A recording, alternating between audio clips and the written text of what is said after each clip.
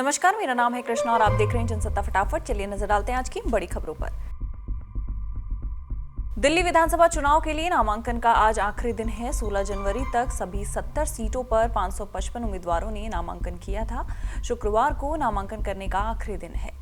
मटियाला विधानसभा seat पर सबसे ज्यादा 16 उम्मीदवारों ने नामांकन पत्र दाखिल किया है, जबकि पटेल नगर और कस्तूरबा नगर विधानसभा सीट से 3-3 उम्मीदवारों ने ही नामांकन किया है। इस बीच बीजेपी आज दिल्ली विधानसभा चुनाव के लिए अपना संकल्प पत्र जारी करेगी। दिल्ली बीजेपी 2 बजे संकल्प पत्र जारी करेगी। पार्टी के राष्ट्रीय अध्यक्ष जेपी नड्डा बीजेपी के संकल्प पत्र को जारी करेंगे। पार्टी दिल्ली विधानसभा चुनाव के लिए कई बड़ी घोषणाएं भी कर सकती है।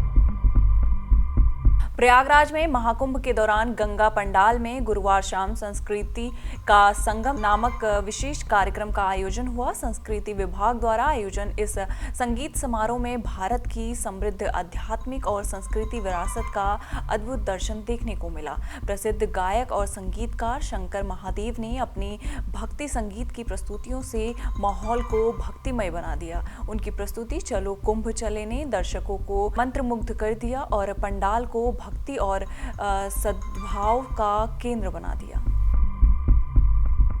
कांग्रेस सांसद और लोकसभा में नेता प्रतिपक्ष राहुल गांधी गुरुवार देर रात एम्स पहुंच गए। इस दौरान उन्होंने अस्पताल के आसपास सड़कों, फुटपाथों और सबवे पर ठहरे मरीजों और उनके परिजनों से मुलाकात की।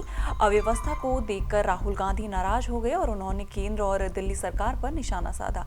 राहुल गांधी के दौरे की जानकारी कांग्रेस के सोशल मीडिया हैंडल पर पार्टी ने दी। कांग्रेस की ओर से वीडियो और फोटोज पोस्ट कर लिखा गया, इलाज के लिए महीनों का इंतजार, असुविधा और सरकार की संवेदनशीलता, ये आज दिल्ली एम्स की सच्चाई है। हालत ये है कि अपनों की बीमारी को बोझ लिए दूर दराज से आए लोग इस ठिठुरती सर्दी में फुटपाथ और सबवे पर सोने को मजबूर हैं। आज नेता विपक्ष राहुल गांधी ने इलाज का इंतजार करते उन मरीजों से मुलाकात कर उनसे बात की और उनकी परेशानियां सुनी। एप्पल के को-फाउंडर स्टीव जॉब्स की पत्नी लॉरेंस पावेल जॉब्स ने हाल ही में महाकुंभ में भाग लेने के लिए 2 हफ्ते की यात्रा पर प्रयागराज आई थी, लेकिन अचानक तबीयत खराब होने के कारण वो भूटान के लिए रवाना हो गई हैं। उन्हें एलर्जी की प्रॉब्लम हो गई, जिससे उन्हें अपना प्रवास बीच में ही खत्म करना पड़ा। वो प्रयागराज से भूटान के लिए रवाना हो गई हैं। वहां कुछ समय प्राकृतिक वातावरण में बिताकर स्वास्थ्य लाभ करेंगी। प्रधानमंत्री नरेंद्र मोदी की सुरक्षा उल्लंघन के मामले में 25 किसानों के खिलाफ गिरफ्तारी वारंट जारी किया गया है। पीएम मोदी के सुरक्षा उल्लंघन का मामला 3 साल पुराना है, जब वो 5 जनवरी 2022 को पंजाब के फिरोजपुर दौरे पर थे, तभी उनकी सुरक्षा का उल्लंघन हुआ था। जिन 25 लोगों के खिलाफ गिरफ्तारी वारंट जारी किया गया है, उसमें भारतीय किसान यूनियन यानी क्रांतिकारी और क्रांतिकारी पेंडू मजदूर यूनियन के 25 सदस्य शामिल हैं। आलाकमान के हस्तक्षेप के बावजूद कर्नाटका कांग्रेस में नए सिरे से शुरू हुआ घमासान थमने का नाम नहीं ले रहा। निजी डिनर मीटिंग और नए पीसीसी प्रमुख की नियुक्ति के लिए खुलेआम आह्वान किया गया है, जिससे 2023 के विधानसभा चुनावों से पहले राज्य कांग्रेस में व्याप्त गुटबाजी की वापसी हो गई है। ये पूरा घटनाक्रम नए साल की शुरुआत से शुरू हुआ, जिसमें अनुमान लगाया गया कि सीतारमैया के मुख्यमंत्री के रूप में 2025 आखिरी साल होगा और उप मुख्यमंत्री डीके शिवकुमार के बीच कथित सीट बंटवारे के फॉर्मूले के अनुसार, जिसके तहत दोनों को 2.5 साल के लिए सत्ता में रहना था, इसकी कभी कोई आधिकारिक पुष्टि नहीं हुई है। हालांकि शिवकुमार खेमे की ओर से इस बारे में दावे सामने आते रहते हैं। दिल्ली विधानसभा चुनाव का बिगुल बज चुका है। आज नॉमिनेशन फाइल करने का आखिरी दिन है। दिल्ली के पूर्व सीएम अरविंद केजरीवाल ने भी नामांकन दाखिल कर दिया है।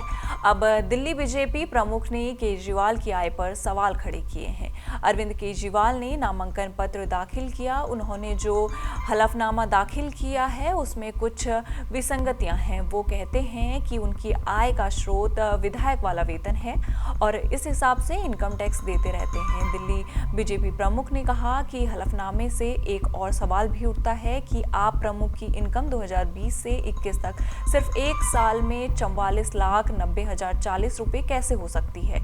उन्होंने कहा कि ये राशि 2019 से 20 तक उनकी इनकम के रूप में दिखाई गई 1,57,823 रुपये से लगभग 40 गुना ज़्यादा है। उन्होंने कहा कि वो केजरीवाल से एक साधारण सवाल पूछना चाहते हैं, जिन्होंने हमेशा दावा किया है कि विधायक के रूप में उनका वेतन ही उनकी आय का एकमात्र स्रोत है। उन्होंने अपने वेतन के अलावा आय के किसी अन्य स्रोत के बारे में क्यों नहीं बताया, जबकि 2020 से 21 में उनकी आय पिछले सालों की तुलना में अचानक 40 गुना बढ़ जाती है।